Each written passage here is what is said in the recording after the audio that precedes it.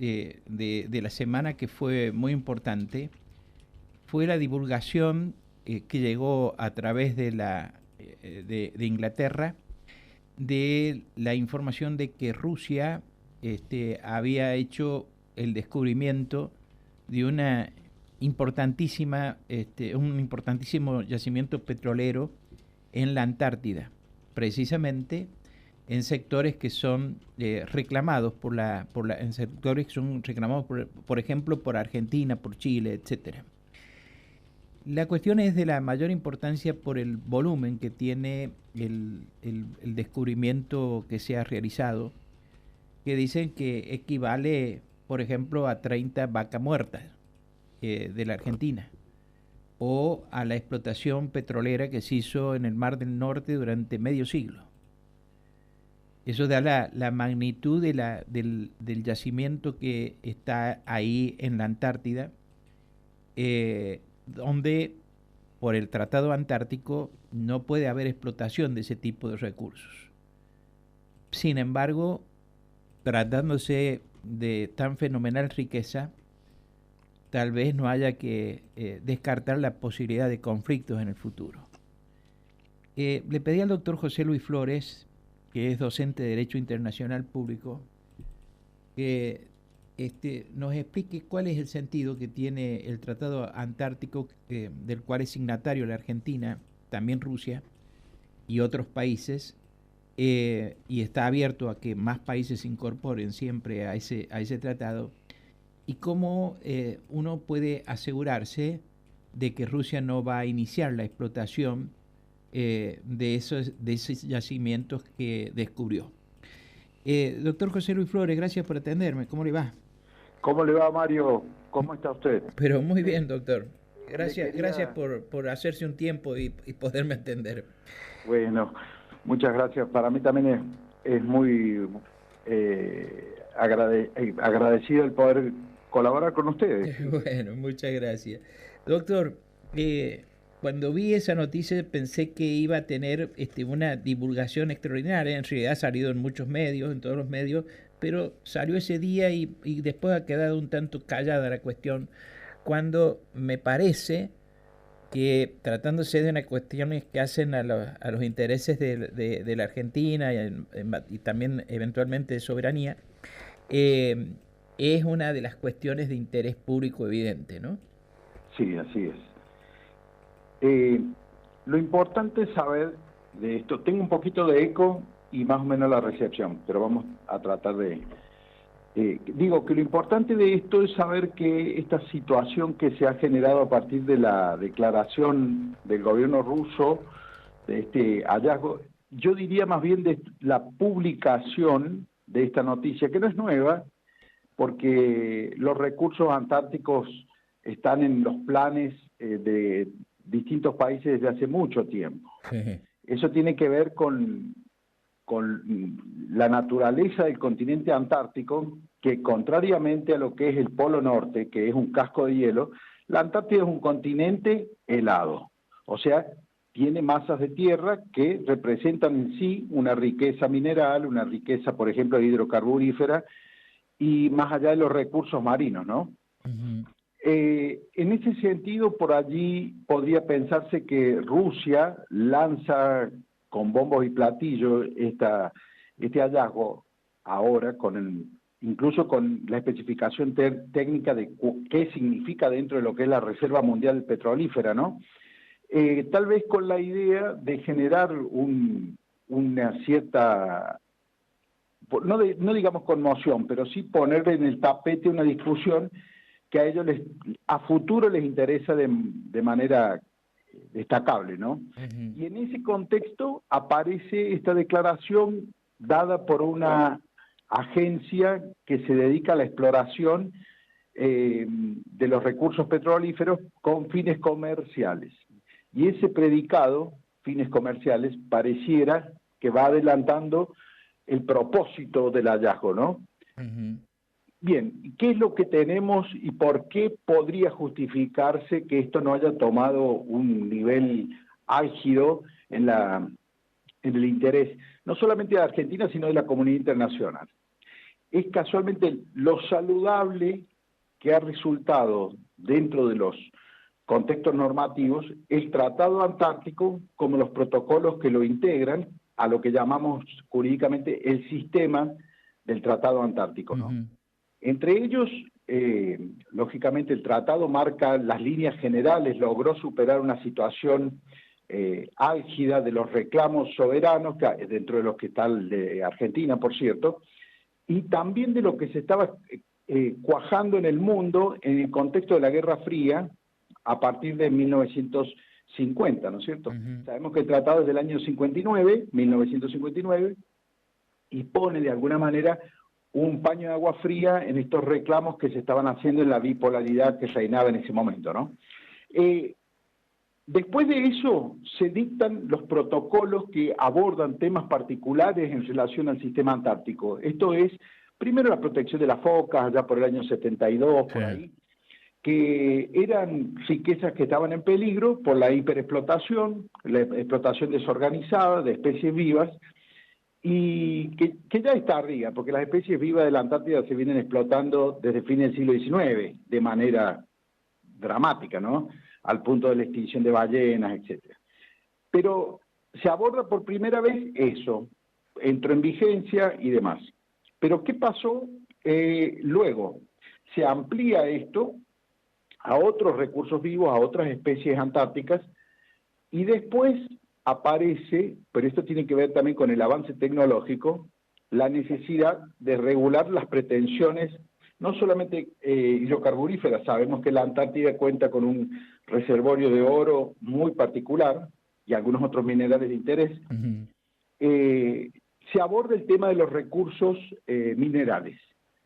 Casualmente ese protocolo, que fue de 1991 más o menos, que pone freno a la explotación con miras comerciales, como no sean solamente de orden científico, ese protocolo casualmente no entró nunca en vigencia. ¿No? Claro, no, solamente se hace lo que conviene.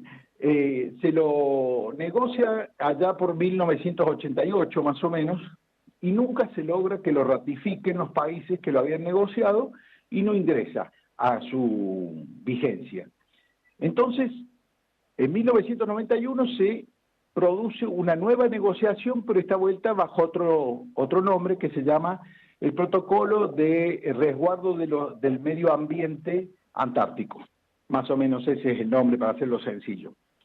Ese protocolo tiene la suerte de que cuenta, porque ya se transformaba políticamente en incorrecto, la no suscripción de la cuestión medioambiental, y a la que agregamos otra cosa más, la superación de la Guerra Fría.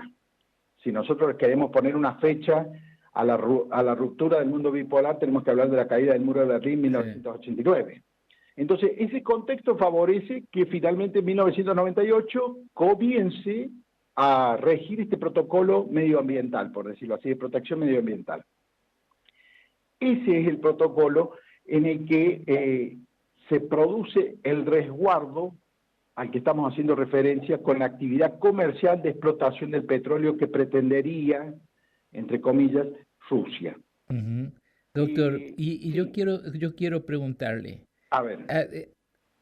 Nosotros hemos venido a conocer la información a raíz de lo que difunde el Parlamento británico. Así. Pero la versión es que Rusia, cuando le comunica a Inglaterra este hallazgo, también lo ha hecho a la Argentina y lo habría hecho a los otros países signatarios. Claro. Entiendo que es por esto que usted dice del valor del Tratado Antártico, que ha permitido que todo esto, haya comunicaciones a los países. La Argentina no divulgó absolutamente nada. ¿Esto puede tener algún efecto ante eventuales reclamos o no? No podría haber reclamos, primero. No depende de la expresión de voluntad contraria de la República Argentina. Lo que sí entiendo que sería políticamente, desde el punto de vista de la política internacional, más acertado la posición que tomaron los chilenos en este caso. El presidente Boric ha dicho que va a hacer su reclamo internacional. No sé si llegará a un reclamo ante la Corte, pero sí, cuanto menos, poner en tela de juicio la actividad rusa casualmente en territorios reclamados tanto por Chile como por Argentina. Claro. Entonces, el quedarse callado no significa consentir, pero en este caso podría no ser una posición estratégica Adecuada. Exacto, sería mucho más conveniente decir, de alguna forma, manifestar la oposición a una explotación comercial o a una injerencia con esos fines, que son las que está prohibida en el protocolo y en el Tratado Antártico, por parte de Rusia. Sería una acción en contra de una obligación internacional que daría lugar a reclamarle a Rusia, que es lo que está haciendo Chile, ante la Corte Internacional de Justicia, en este caso, para emplazarla en la responsabilidad internacional por hacer algo en contra de los compromisos adquiridos, ¿no? Solamente en el diario El Cronista he visto que se habla sin identificar de fuentes calificadas del gobierno, que dan cuenta de que la Argentina habría hecho un pedido de explicación formal a Rusia por este, digamos, descubrimiento que ha realizado allí. Es en el único lugar que yo he visto que ha habido una reacción de la Argentina. Por el contrario, al principio habían mencionado hasta cierto malestar con la canciller por Mondino, en virtud de que no había tenido reacción en un comienzo. No sé finalmente cómo habrá acontecido. Las cuestiones internacionales son tan delicadas y se manejan de tal manera que a veces digamos, no nos son divulgadas, ¿no? Tal cual. Usted lo ha dicho, Mario. En la política internacional no todo sucede en las redes, Claro. no todo sucede a la vista general, ¿sí?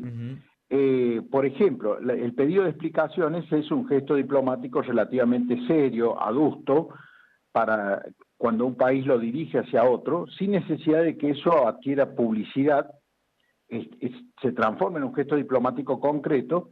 ¿Por qué? Porque no se puede presumir que Rusia estaría violando el tratado por haber encontrado petróleo, para ponerlo en palabras sencillas. ¿Por qué? Porque el Tratado Antártico autoriza la exploración científica, el aprovechamiento pacífico y demás. Y prohíbe otros, la nuclearización, bueno, en fin, cosas que atentan, la militarización, etcétera. Pero la actividad científica, exploratoria, con fines científicos, no estaría prohibida. Incluso, como el Tratado Antártico friseriza los reclamos de soberanía entre los que se encuentra Argentina, Chile, Reino Unido, etcétera, termina siendo una actividad que la debe comunicar a sus socios dentro del sistema antártico, pero no es que tenga que pedir autorización, mucho menos. Le hace saber a los países, miren, claro, que ha encontrado tal o cual hallazgo científico para el aprovechamiento común en todo caso. Claro.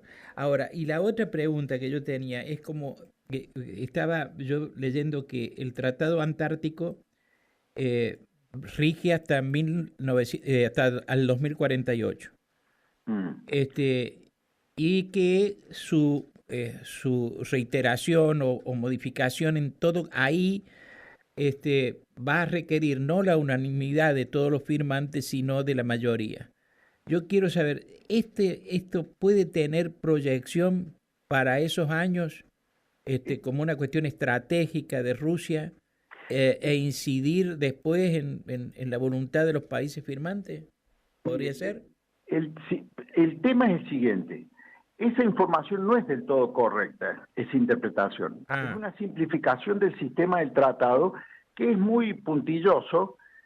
Yo voy a explicarlo en lo que me parece más importante para hacerlo sencillo, porque es bastante tedioso el tema. Pero no es que el Tratado Antártico venza en 2048. Eso es erróneo. El Tratado Antártico, como tal, o sea, el tratado base, tiene una firma del 1959 y tenía una vigencia de 30 años para su revisión a pedido de uno de los miembros firmantes originarios, entre los que está la Argentina, está Estados Unidos, Noruega, bueno, en fin, Bélgica, Chile, etcétera. Y Rusia. 12 miembros eran. Sí. A eso se agregan después otros que son los que están investigando en la Antártida en ese momento. Esos países podían pedir a los 30 años la revisión.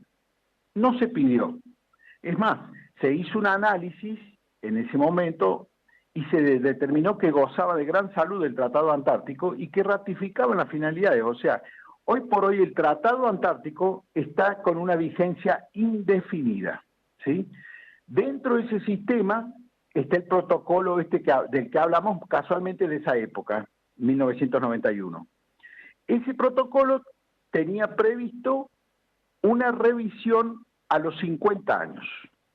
Ajá. Los 50 años desde la vigencia del protocolo que empieza a regir, digamos, tiene fuerza de ley, para decirlo así, en el contexto internacional, es a partir de 1998, que es cuando lo ratifican todos los estados. Y a partir de allí, a 2048, se cumplen los 50 años.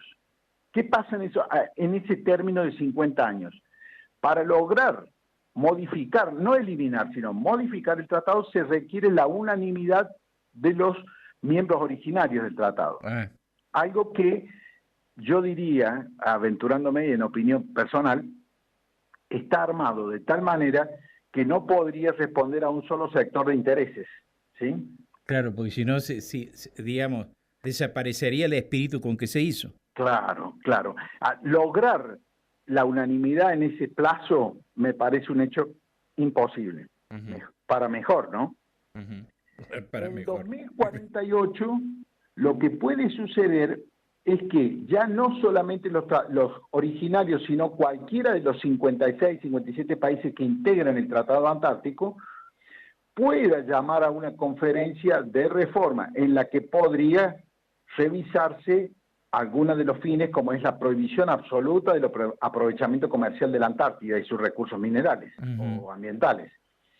Entonces, allí podría generarse una discusión de esta prohibición. Por eso digo, a lo mejor Rusia, esto en opinión personal, ha introducido como heredera de la Unión Soviética, que es la firmante, ha introducido esta idea de que con estos planteos de política a largo plazo, para de acá a 1948, ya estoy como los viejitos, 2048, sí.